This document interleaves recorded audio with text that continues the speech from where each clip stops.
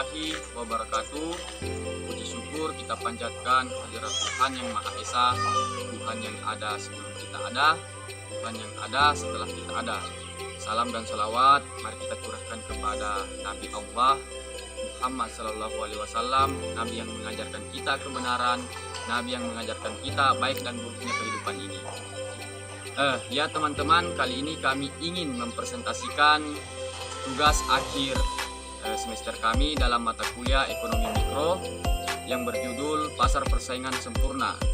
Sebelum kita lanjut ke lebih jauh, izinkan saya memperkenalkan nama saya Ensa Yulisar Wahyu Saputra, Program Studi Agribisnis, Fakultas Pertanian Perikanan dan Peternakan, Universitas 19 November Kolaka. Dalam video ini saya ditunjuk sebagai pengisi suara. Perkenalkan, nama saya Julia, Program Studi Agribisnis, Fakultas Pertanian Perikanan dan Peternakan. Di video ini saya ditunjuk sebagai pengisi konsep.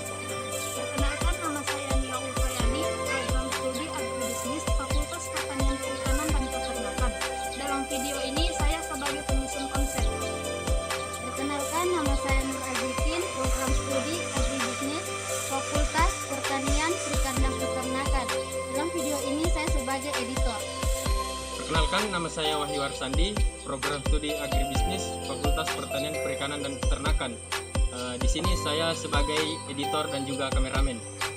Ya baiklah teman-teman, semoga menikmati video kali ini, semoga beredukasi dan dapat pembelajaran untuk teman-teman semua. Sekian, terima kasih. Ya, jadi teman-teman, materi kami itu pasar persaingan sempurna. Jadi teman-teman semuanya, pasar persaingan sempurna itu adalah atau perfect competition adalah struktur pasar yang ditandai oleh jumlah pembeli dan penjual yang sangat banyak. Jadi transaksi setiap individu atau pembeli dan penjual sangat kecil dibandingkan output industri total, sehingga mereka tidak bisa memengaruhi harga produk tersebut.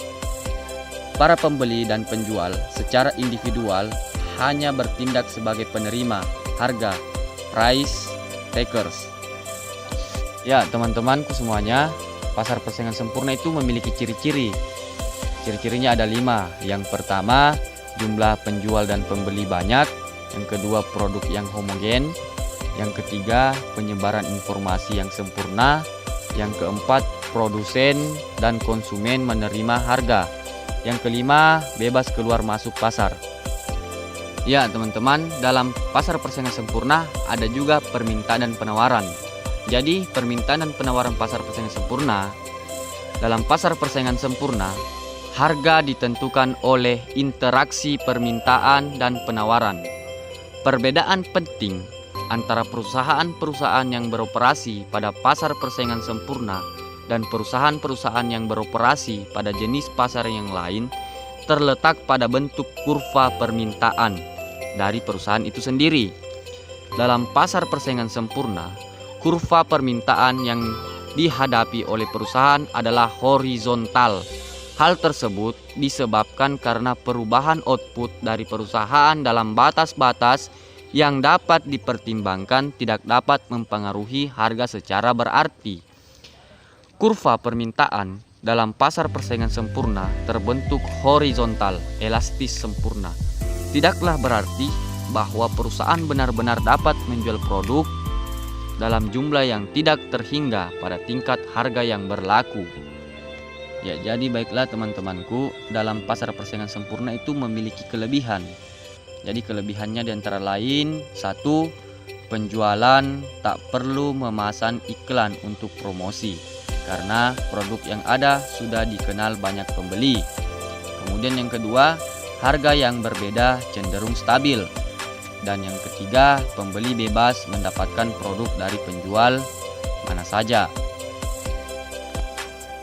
Ya teman-temanku semuanya, adapun contoh pasar persaingan sempurna yang kita ambil dalam tugas video kali ini, yang pertama itu ada pasar beras. Jadi pasar beras merupakan kebutuhan pokok seluruh masyarakat Indonesia, sehingga harus diakui penjual atau pembeli berada dalam hal kuantitas yang sama. Meskipun tetap ada perbedaan kualitas, harga yang diberikan tidak memiliki harga yang berbeda jauh. Terbentuknya harga ini terjadi karena hasil tawar-menawar. Kemudian yang kedua ada pasar sayur. Menjadi salah satu contoh karena sayuran mudah ditemukan di seluruh pelosok Indonesia dengan jumlah pembeli dan penjual yang sama-sama banyak. Jika permintaan banyak, maka harga akan semakin meningkat. Begitu juga sebaliknya. Kemudian yang ketiga ada pasar kentang. Menjadi salah satu kebutuhan pokok yang dapat diolah menjadi banyak jenis bahan makanan. Sama seperti pada kasus lainnya, jumlah penjual dan pembeli sama banyaknya dan dapat dibandingkan. Kemudian yang keempat itu ada pasar buah. Mekanisme dan struktur pada pasar buah sudah mendekati pasar persaingan sempurna karena total jumlah penjual dan pembeli seimbang. Harga juga sudah dibentuk mekanisme pasar yaitu permintaan dan penawaran. Kemudian ada pasar gandum. Merupakan salah satu kebutuhan pokok karena harus diakui gandum dapat digunakan untuk membuat banyak bahan dasar maupun olahan makanan. Untuk mekanismenya sendiri sama dengan pasar lainnya yang telah disebutkan di atas. Kemudian yang terakhir ada pasar modal atau bursa efek. Selain contoh-contoh di atas, ada juga pasar modal, bursa efek, yang merupakan pasar persaingan sempurna karena harga sudah ditentukan oleh sistem harga berupa permintaan dan penawaran, saham dan instrumen pasar modal lainnya. Tidak ada intervensi dari pemerintah dan harga tidak dipengaruhi penjual dan pembeli.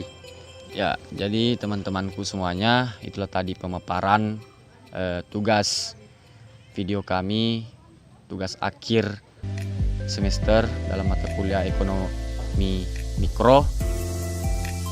Semoga bermanfaat untuk teman-teman semua, bernilai edukasi berupa pembelajaran.